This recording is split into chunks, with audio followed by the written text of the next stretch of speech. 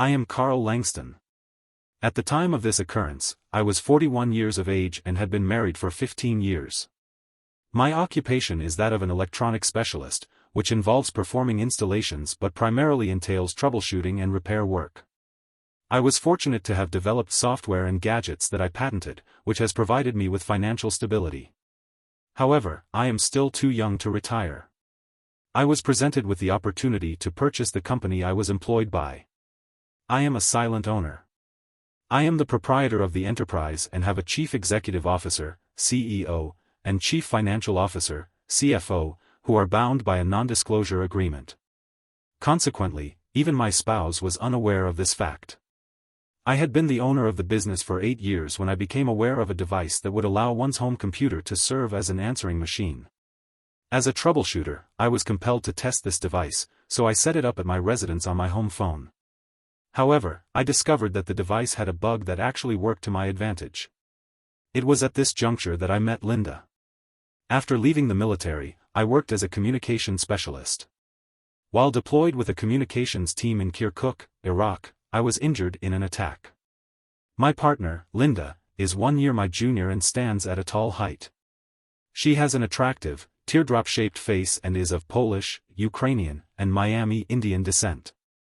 Her eyes were the most beautiful blue-green eyes I had ever seen, and her high Indian-type cheeks were also striking. She was an exotic knockout. She was 22 when I met her, fresh out of college and trying to become independent. At the time I met her, I was unaware that she was not only a virgin but had only been on a couple of dates and had not had a serious boyfriend since her junior year at the local Catholic high school. We met at a recruiting seminar held in our local area. The company I was investigating was seeking to appoint a head of their communications department and had requested that I return in 45 minutes to discuss the position with their president, as it was considered to be a management role. I proceeded to obtain sustenance from the food stall, where Linda was situated in front of me when she placed her order. I could discern that it was. The quantity was excessive, so I offered to assist her if she would wait for my order. She accepted, and I transported the items back to the shared table she was occupying with 2 other young women. She expressed gratitude and inquired if I would join them. I concurred, and we conversed until I had to depart for my appointment. I obtained Linda's contact information and stated that I would contact her that evening to inquire about her employment status. After discussing the position with the man, I began to perceive inconsistencies in the job description. The duties he outlined seemed more aligned with industrial espionage than communications. I respectfully declined the opportunity and, 3 months later, the company in question experienced a significant collapse when they attempted to sell confidential information from a Fortune 500 company in the aerospace industry. The individual I spoke with was subsequently convicted and incarcerated. I subsequently identified an alternative company that was willing to engage my services to optimize and oversee their communications and networks. That evening, I contacted Linda to inform her of this development.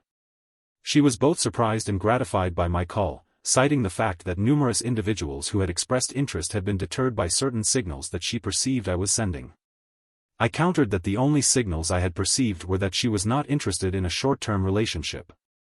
I informed her that although I was not particularly adept or accomplished, I was never seeking a brief. I inquired about her job search and was informed that she had 3 promising prospects.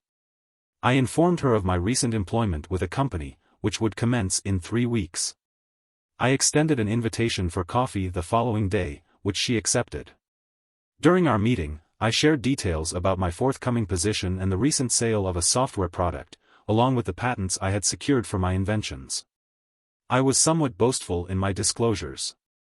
I was pleased with my achievements and proud of my accomplishments. I inquired about her potential opportunities and learned that she had interviewed with the shady company but did not receive a negative impression.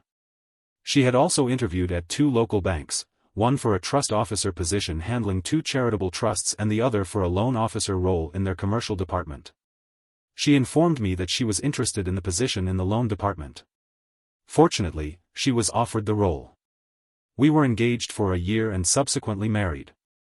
However, during this period, we encountered a few minor issues. I am inclined to trust the word of others and, during this time, someone at the bank encouraged Linda to insist on a prenuptial agreement.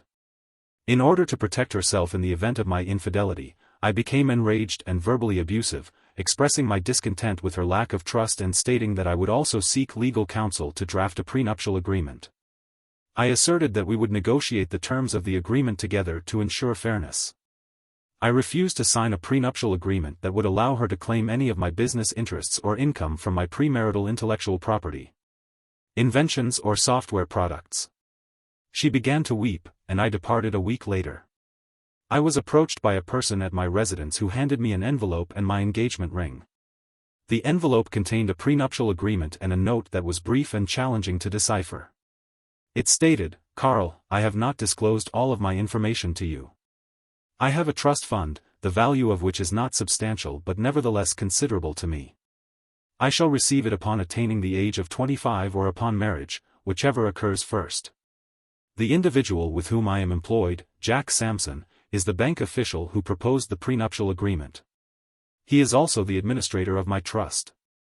I was informed that the prenuptial agreement was designed to safeguard my interests. This is not a matter of trust. I love you and wish to marry you.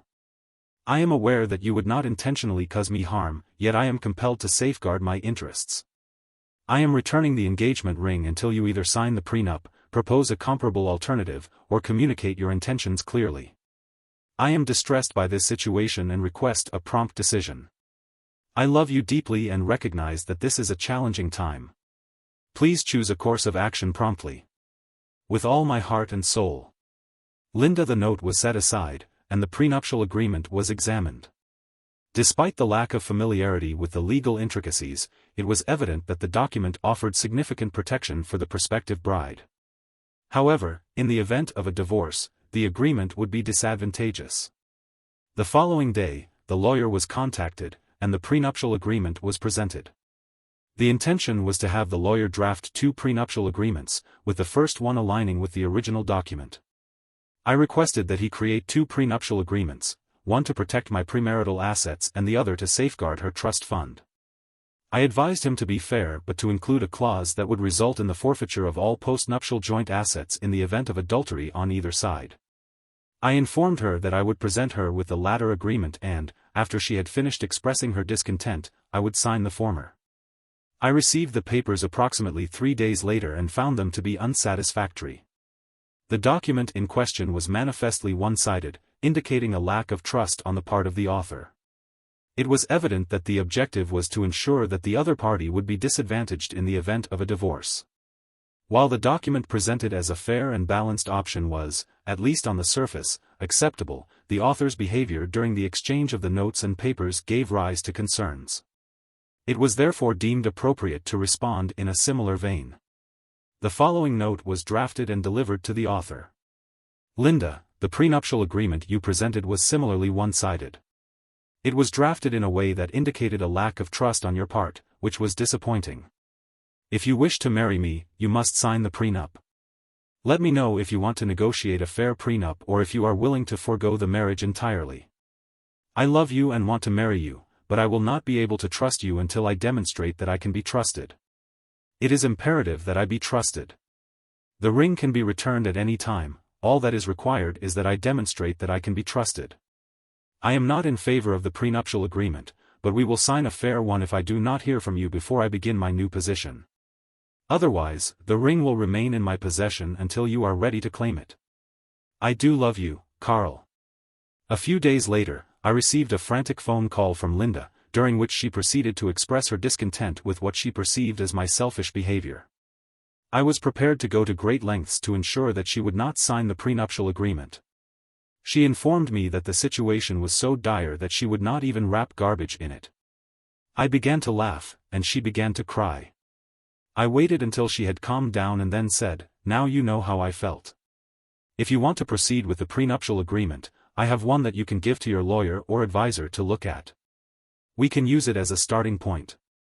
Be aware that your lack of trust caused me to insist on a penalty for adultery. The option to terminate the relationship is available to either party. Should we proceed, or should I terminate the relationship?" Linda responded with laughter, suggesting that I would likely request horseradish as a seasoning. If I did not love you so much, I would come to your location and physically assault you. Please send me a copy for review. I love you. She terminated the call. Her lawyer concurred with nearly all of the proposed terms, but added a clause regarding spousal maintenance at a rate of $10,000 per year. A stipulation of $0.000 per annum was made for the spouse who requested the divorce was granted the return of the ring. After the marriage, I assumed the role of a head repairer and troubleshooter in the company until the purchase opportunity arose. This occurred approximately 6 years after the marriage. Despite not being particularly romantic or culturally inclined, I purchased flowers for my spouse and took her to concerts. Additionally, we engaged in dancing and bar hopping on a semi-regular basis. I discovered that I had developed a proclivity for alcohol consumption and ceased drinking. I continued to participate in all other activities and did not impede Linda's alcohol consumption, even in the presence of our children during vacation and extended weekend periods. Our lifestyle appeared satisfactory, and Linda did not express any objections. Consequently, I assumed that our sexual relationship was also thriving. Our sexual exploration was relatively equal. I had only been sexually active with 2 girls in high school, and they were in missionary or reverse cowgirl positions exclusively. Linda, however, was a virgin and was notably sexually curious. We obtained sexual position books and utilized them in our explorations. She particularly enjoyed cowgirl and sitting on my lap, face to face or front to back. She also exhibited a proclivity for sexual activity under the stars. In a car, the situation was somewhat amusing. I had purchased a minivan and had it modified as soon as it was available. Despite this, we never managed to have children. As is common in relationships, the frequency of sexual intercourse decreased over time. We went from having almost every night to 2 or 3 times a week. I was content and had no complaints until approximately 6 months before I received a phone call. At that point, Linda seemed to. She ceased to express any interest in sexual intercourse. It took me approximately 2 months to recognize that the only instances of sexual intercourse occurred when I noted the time since our last encounter. In some instances, even then, she was unresponsive. I had obtained an answering machine device and a spare computer, so I connected them to test the device. I discovered the issue approximately 6 weeks later during the installation process after receiving 5 or 6 calls within a 24-hour period. During the 1-hour recording period, the device would begin recording as soon as the phone was answered. However, this resulted in the device consuming a significant amount of hard drive space. To address this issue, I would print a list of the phone numbers and the duration of the calls every week and delete the recordings to free up hard drive space. After approximately 1 month of this process, I noticed a considerable number of 30 to 45-minute calls from 2 different numbers. One call was from Linda's sister, and the other was from an unknown number. The calls were consistently received after Linda's return home and before my arrival. Approximately 90 minutes later, additional calls from the same number were received. However, if the phone was not answered, the callers terminated the call before being asked to leave a message. I began saving these calls to a CD and planned to review them at a later time. After a particularly challenging week, I took a 5-day weekend. On a day that was neither work nor the weekend, I began to listen to these calls. The majority of the calls to Linda's sister were of a trivial and inconsequential nature. However, as my own sex life declined, the content of the calls to Linda's sister became increasingly focused on their respective sexual experiences. In one such call, Linda revealed that she had been fantasizing about taking a lover. This was followed by a succession of increasingly frequent calls, during which her sister would express her admiration for Linda's apparent good fortune in having a man like Carl. Linda stated that she was aroused by the caller. She then said, "I don't know. Carl has become so boring. We don't do any sexually exciting things anymore." Linda then considered contacting the caller, Jack, to see if teasing him would enhance her life. However, she recognized that this was merely a fantasy. She listened to a few more calls and, approximately 4 weeks later, more calls from the unknown number began. The first call she listened to seemed innocent. The caller was Jack, who was merely confirming a luncheon with all of the trust officers. They also discussed other work-related matters. It was not until the following week that Jack called and revealed that the trust officer luncheon had not proceeded as planned, but that it had been enjoyable nonetheless. I was taken aback to learn that you had a birthmark, as I was previously unaware of its existence. I was extremely displeased to discover this, as Linda has a birthmark on her left breast. The inside of her left breast is visible only when her breasts are exposed, even when wearing a bikini. The next time I had the opportunity for sexual intercourse, Linda requested that the lights be turned off and refused to allow me to perform oral sex on her. These actions were unusual because they contradicted our previous sexual experiences, which had only occurred in the dark when we were in a vehicle or outdoors. Additionally, Linda had never previously expressed a preference for sexual intercourse in the dark. She did not want me to eat her when she was on her period. I was aware that she was not on her period because it was the week before. I was uncertain about the lights, so I simply ceased and inquired about her intentions. Linda stated that there was nothing wrong and that she simply wished for the lights to be turned off and was not in the mood for oral intercourse. By that point, I had lost my erection and my temper, and I responded, "I am astonished that you are not only reducing the frequency of our sexual encounters but also." She then proceeded to reduce the number of sexual positions we engaged in. I was not amenable to this suggestion and instead opted to retire to my office, thereby allowing her to enjoy the darkness. I subsequently procured bedding and pillows and spent the night on the daybed in the office.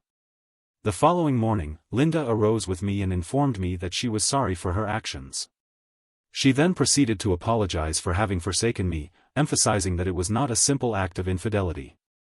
I made a vow to be faithful to my spouse, and if I were to ever engage in infidelity, our marriage would be irreparably damaged. Linda's complexion suddenly turned pale, and she abruptly departed the room, slamming the master bathroom door behind her. I proceeded to leave for work. I remained in the home office for several weeks, listening to a series of increasingly suggestive phone calls. About 15 days later, on one of the calls, Jack expressed admiration for Linda, stating, "You're amazing, being with you." Such sentiments evoke a profound sense of elation. It is my hope that you are maintaining the boundaries we have established regarding our time together. You are mine, and should he persist, I would advise you to offer him a kiss. The following night, I discovered the reason behind her desire for the lights to be out and for there to be no oral contact. I had inadvertently entered the bathroom to find a naked Linda. After I returned home from work, she informed me that she had shaved her entire body, a practice she had previously refused to perform for me. Additionally, she had a prominent hickey on her breast and several. She then began to scream and shout at me to leave the room. I informed her that she should dress herself and join me at the kitchen table within 15 minutes, or I would be forced to seek legal counsel the following morning. I would not be seeking to create a new will. I proceeded to the office and retrieved the pen, placing it on the kitchen table. 25 minutes later, Linda descended the stairs and began to offer an explanation. However, I was adamant that she should provide a truthful account and nothing more. Furthermore, I was curious as to why this prenuptial agreement held such significance. It is evident that you did not shave for Jack for more than 10 years, despite his complaints about the presence of hairs in your teeth. I never placed a hickey on you because I was not willing to alter the perfection of your body. At that time, I was already expressing my displeasure. It is therefore reasonable to expect that you can provide explanations for these actions and simultaneously address how I am perceived as boring, as you informed your sister. Furthermore, Jack is entitled to you. I will be vacating the premises this weekend, and you are entitled to all that you desire. However, the terms of the prenuptial agreement stipulate that you are to receive nothing, so you will have to find alternative accommodations. I will be sleeping in the office until the weekend, and if you have not removed your belongings by then, they will be deemed suitable for disposal. Linda fainted, and I proceeded to locate some juice and a salad from the refrigerator and sat at the table awaiting her return. Upon her return, I was consuming a meal. She observed me and began to speak, but her vocal cords were unable to produce any sound other than a high-pitched squeak. She promptly departed the room and proceeded to the master bedroom. I completed my meal, cleaned up, and returned to the bedroom. I knocked on the door, but when Linda did not respond, I retrieved a bent paper clip that I had previously stored above the door. This was simply because one of the neighbor children had locked himself inside. I proceeded to the bathroom, where I was overcome with panic. I then proceeded to unlock the door and began opening her side of the dresser. Linda inquired as to my presence in the room after she had locked the door. I responded by laughing and stating that I was now the owner of the house and that she would have to relocate to the guest room or leave the premises entirely, at her discretion. I also informed her that she would require a taxi if she wished to leave, as I was cancelling the lease on her vehicle. Linda then asked why I was behaving in such an unkind manner. I regarded her with a look of disdain. I advised her to examine the marks on her body and recall our discussion about trust and the altercation over the car. I added that I had overheard her friend praising the sensation of inserting his penis into her anus. I informed her that she was preventing me from engaging in that activity. I then waited for her to respond. After a brief pause, she exhaled and departed the bedroom. I heard the guest room door close. Linda had left. I informed my office that I would be unavailable for the remainder of the week due to personal issues that required my immediate attention. I then contacted the private investigator that our company employed for periodic employee checks and internal investigations. They stated that they had a division that specialized in such matters but wanted to ascertain the seriousness of my request. I reiterated the gravity of the situation. My objective was to ascertain whether my wife was engaging in an extramarital affair. I informed him that I had conducted several hours of telephone conversations between the two individuals in question, but that I had not recorded the conversations. Consequently, I was unsure as to the admissibility of the evidence. My subsequent communication was with my legal counsel, who indicated that he would initiate the necessary documentation and serve it upon the other party when I provided the requisite authorization. I inquired as to whether he believed that the financial institution might have he was unaware of the company's fraternization policy. I informed him that the man she was cheating with also controlled her trust fund. He was visibly shocked upon hearing this, as it constituted a significant breach of fiduciary responsibility. I also believed that I had met his wife at one of the few bank-sponsored events that we attended. He expressed gratitude, stating that I had made him a richer man that day. I then contacted the security company that oversees the alarm system and entry security for all the doors and windows in the house. They informed me that if I provided them with a new security code, they would enter it and change all the locks immediately. I did so, and they did as instructed. I then contacted Linda and informed her that she was not to enter the house without first ringing the doorbell. I proceeded to ring the doorbell, which elicited a strong reaction from her. I expressed my regret and terminated the call. I then contacted the bank to inform them of my intention to close all of my accounts and transfer them to another financial institution. The representative I spoke with requested a brief moment to consult with her supervisor due to the significant sums involved. Subsequently, an officious individual demanded to know the reason behind my decision. I informed the bank representative that the decision to close the accounts was not his concern. I then stated that I had simply made the decision to move my accounts to a more reputable financial institution. This response seemed to momentarily disconcert the representative, who then informed me that the accounts would be closed and that I could sign the necessary paperwork and collect the check later that afternoon. I thanked him and scheduled an appointment for 1 o'clock. The cost was 30p. 10 a.m. I contacted my broker and requested the removal of Linda from all of my accounts, as well as my own removal from all of hers. I subsequently contacted the lawyer again and inquired about the possibility of initiating legal action against all relevant parties at the bank, including Destroy This Jack. The lawyer informed me that such an action was already being considered. I then informed him about the recordings and he expressed his agreement. We were informed that the recordings could not be used in court, but that they could be presented as evidence in the event of a countersuit. I contacted the leasing company to inquire about the buyout value of Linda's vehicle. Upon learning of the low figure, I proceeded to purchase it myself. While I was initially angry, I came to realize that a degree of compassion might help to assuage some of her feelings of anger. That weekend, Linda relocated to her sister's residence. When her sister attempted to reprimand me for my actions, I ripped Linda's blouse and displayed the imprint of a kiss on her skin. I informed her that there were additional marks on the inner aspect of her legs and that I had not engaged in sexual intercourse with her for nearly a month. This response effectively terminated the conversation. The private investigator provided the desired information, including the revelation that the lovers were charging their lunch trips to the bank as business meetings. I proceeded to settle the bill and forward a copy of the reports to my legal counsel. I instructed my lawyer to serve any and all interested parties during the subsequent business day at approximately 2 o'clock. In the afternoon, I scheduled an appointment with my trust officer for that time. His office was conveniently located right next to Linda's and between hers and Jack's.